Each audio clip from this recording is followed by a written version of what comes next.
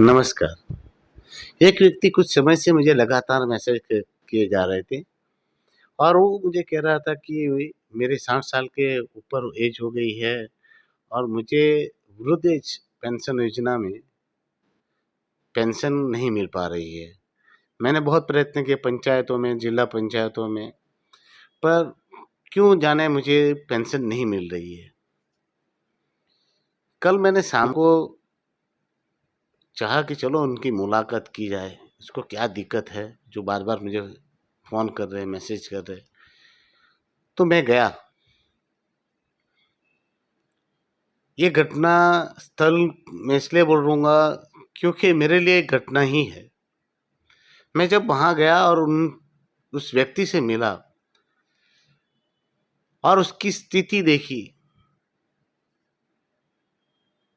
तो मैंने कल्पना भी नहीं की थी कि इतनी खराब स्थिति में ऐसी भयंकर समस्याओं से उलझा इंसान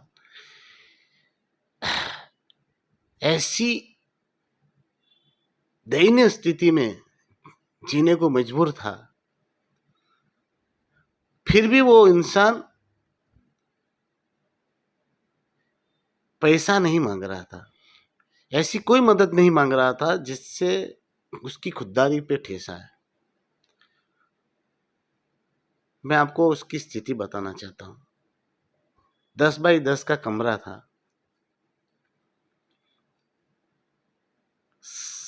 जैसे कोई बिन ज़रूरी चीज़ पड़ी हो, वैसे कॉर्नर में पड़ा हुआ एक इंसान, जिसका ना हाथ चल रहा है, ना पाँव चल रहा है। एक साइड एकदम सुन्न है। वो आदमी खड़ा भी नहीं हो सकता, चल भी नहीं सकता। फिर भी उसका हौसला जो था, वो 7वें आसमान पे था। मैं तो कहता हूँ जो ज़िंदगी से हार जाते हैं और वो अपना मनुष्य जीवन में जो सब कुछ उसके पास होने के बावजूद भी दुखी होता है, वो इंसान को उसको मिलना चाहिए। उनकी बातें सुनी तो मुझे उनकी बातों से इतना जोश मिल रहा था, पर उनकी स्थिति ऐसी थी कि वो देखकर मुझे बहुत तकलीफ हो रही थी। वो नहीं उठ पा रहा था, नहीं चल पाता है और वो कह रहा है कि मुझे खाने की दिक्कत है, मुझे खाना नहीं मिलता है।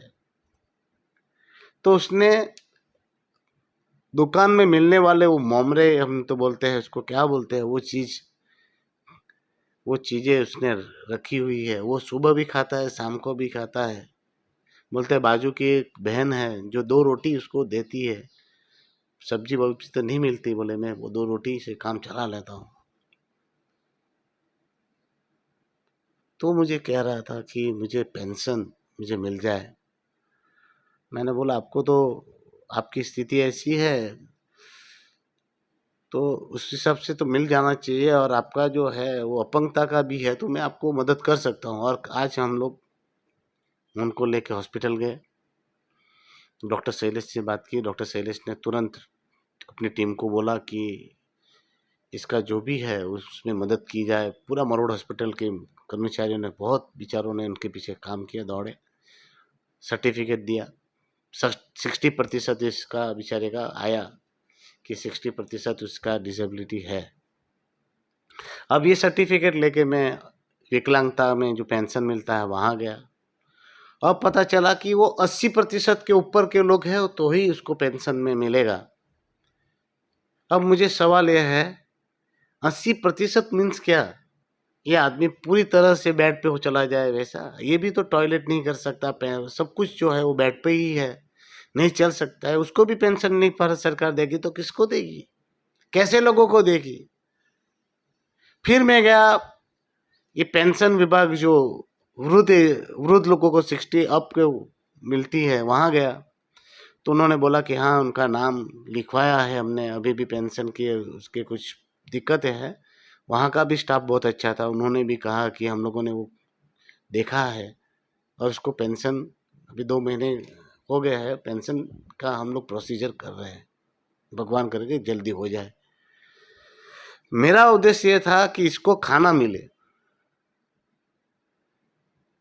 क्योंकि उसको खाना नहीं मिल रहा था, खाने की बहुत दिक्कत थी। सोशल वेलफेयर में भी गया तो बोले इसमें तो रेड क्रॉस चलाती है, हम इसमें कुछ नहीं कर सकते। अब सवाल यह है कि भारत सरकार या हमारा दमन प्रशासन जो बड़ी बड़ी डींगे मारता है, बड़ी बड़ी योजनाओं की बात करता है, तो ये ऐसे इंसान जो इंसान खुद के दम पर कुछ नहीं कर पा रहा है, जो टॉयलेट भी अपने बेड पे कर रहा है, उसका कोई देखने वाला नहीं है।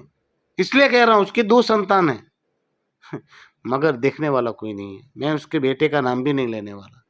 मैं नहीं चाहता कि सामाजिक रूप पर उसकी किसी प्रकार से उसके बेटे की भी नाम खराब हो, इसलिए मैं नाम नहीं लेने वाला। मगर समाज की ये दुर्दशा देखकर, उसकी दुर्दशा देखकर, उसकी लाचारी और बेबसी देखकर आज मैं बहुत दुखी और आहत हूँ। मैं सोशल वेलफेयर में गया तो उन्होंने कहा कि हम इसमें कुछ नहीं कर सकते, और जो है वो ओल्ड एज होम जो है अभी बनाया हुआ उसको भी तोड़ने वाले हैं। उसको बोले हम बड़ी बनाएंगे, उसमें 24 बेड बनाएंगे, उसमें ये सुविधा करेंगे। तो सवाल यह है मेरा कि अभी सिर्फ ओल्ड एज होम में 3 लोग हैं, उनको तो आप पूरी सुविधा दे नहीं पा रहे हो। आज आप एक आदमी को जो बेड रेस्ट पे है, जिसका कोई देखने वाला नहीं है, उसको तो रख नहीं सकते, उसकी तो सेवा नहीं कर सकते। तो आप लोग 24 का 50 का ओल्ड एज होम नया बनाकर क्या फायदा? उसको क्या करेंगे? कंक्रीट का मकान बनाकर क्या मतलब? बड़ी बड़ी बिल्डिंगें बनाकर क्या मतलब? जब तक उस इंसान को आपके डेवलपमेंट से, आपके मकान से अगर उस व्यक्ति को किसी को सुविधा नहीं मिलती, तो ऐसे डेवलपमेंट का क्या करे? उसको चाटे। दुखद और अफसोसजनक है। मैंने मेरे दोस्त जो है उनसे भी बात की, तो उन्होंने खाने की तो व्यवस्था कर दी, वहां से उसको खाना जरूर जाएगा। मगर आज जो मैंने सबक सीखा, उनसे बात की, मैंने उनके लिए बहुत कुछ सुना। एक समय था जब ये शेर जैसा हुआ करता था, आज वो इंसान अपने दम पर अपना खुद का निजी काम तक नहीं कर सकता। तो ऐसी स्थिति जब उत्पन्न होती है तो कैसे उस समस्या का समाधान ढूंढे और उस मुसीबत से कैसे लड़े, वो मैंने देखी। पर प्रशासन से उम्मीद रखता हूँ कि बड़े बड़े वायदे करना, बड़ी बड़ी योजना बनाने से अच्छा है कि ऐसे लोगों के लिए कोई सुविधा चलाई जाए। एक तरफ तो प्रशासन बड़े बड़े करोड़ों करोड़ों का खर्चा करके योजनाएं लागू करता है और योजनाओं को तोड़ देता है। जैसे प्रशासक की ऑफिस, सचिवालय ऑफिस में करोड़ों का खर्चा करके रिनोवेट करने की कोशिश की, रिनोवेट भी कर दिया, करोड़ों का खर्चा भी हो गया, फिर तोड़ दिया। बराबर है, करोड़ों का वो नुकसान कर सकते हैं, तो क्या ऐसे लोगों को रखने के लिए और 2 भाइयों को रखकर उनकी सफाई हो, उनकी सुविधा हो, ऐसे व्यक्तियों को वहाँ पर बेनिफिट्स मिले, इनकी लोगों को वहाँ पर सुरक्षा मिले, रक्षा हो, वो नहीं कर सकता। जब सीएसआर में प्रशासन ने, लेबर इंस्पेक्टर ने फांड कर करके कंपनियों से करोड़ों करोड़ रुपया निकलवाया, वैसे करोड़ों रुपया कहाँ गए? क्या वो करोड़ों रुपया आप लोगों की सुख साहिबी और अय्यासी में यूज होगा? क्या थोड़े से पैसे सिर्फ 2 आदमियों को रखकर रेड क्रॉस में ऐसे लाचार बेबस लोगों की सेवा हो, उसमें उपयोग करेंगे तो घट जाएंगे? क्या सिर्फ सीएसआर का पैसा आप लोगों की अय्यासियों में ही यूज होना चाहिए? दुख होता है। फिर भी आज मैं सबके सामने ये बात इसलिए रख रहा हूँ कि लोगों को भी पता चले कि हम कैसे समाज की व्यवस्था में जी रहे हैं। आज हम कुत्तों को घर पे रखते हैं, कुत्तों को अच्छी से अच्छी सुविधा देते हैं, और एक इंसान वहाँ खाने के लिए तड़प रहा है, विवश है अपनी लाचारी और बेबसी पर। फिर भी उसकी बातें सुनकर मुझे बहुत बहुत जोश मिला। और उनकी बातें, उसने जब जब कहा कि मैंने आपके वीडियोस देखे हैं, आपकी बातें सुनी हैं, बेटा करते रहना, लगे रहना, एक दिन तेरा भी वक्त आएगा। और दुआएं तो इतनी दी कि जो मैं करोड़ों खर्च करने के बाद भी ऐसी दुआएं नहीं मिलती। और उनका हौसला और उनका जोश ऐसा 7वें आसमान पे था। तो मैं तो थके हुए, हारे हुए व्यक्तियों को कहता हूँ, एक बार ऐसे इंसान को मिल के आओ। अगर आपका हौसला, हिम्मत आप हार गए हो जिंदगी से, तो ऐसे लोगों से मिल के आओ। जिंदगी क्या है, वो आपको सीखने को मिलेगा। इसलिए कहता हूँ मंजिलें उन्हीं को मिलती है जिनके सपनों में जान होती है। सिर्फ पंखों से कुछ नहीं होता दोस्तों, हौसलों से उड़ान होती है। और आज राव तड़ाव के गुलाब भाई को मिलकर एक तरह से मुझे एक नया उद्देश्य मिला है जिंदगी में कुछ कर दिखाने के लिए, और ऐसे लोगों के लिए कुछ कर दिखाने के लिए मुझे प्रेरणा मिली है। और उम्मीद करता हूँ कि हमारे समाज में जो बच्चे अपने माँ बाप की नहीं करते, उनको एक बात मैं ज़रूर कहना चाहता हूँ कि वक्त आपका भी आएगा। आप भी कब बूढ़े होंगे और आपकी भी संतान जिस दिन आप लोगों को ऐसा दिन दिखाएगी, तब आपको एहसास होगा जैसी करनी वैसी भरनी होती है। आज आप अपने माँ बाप की नहीं करोगे तो कल आपकी संतान भी आपका नहीं करेगी। उम्मीद करता हूँ समाज में कहीं भी ऐसे व्यक्ति मिले, आप अपनी ओर से मदद कीजिएगा।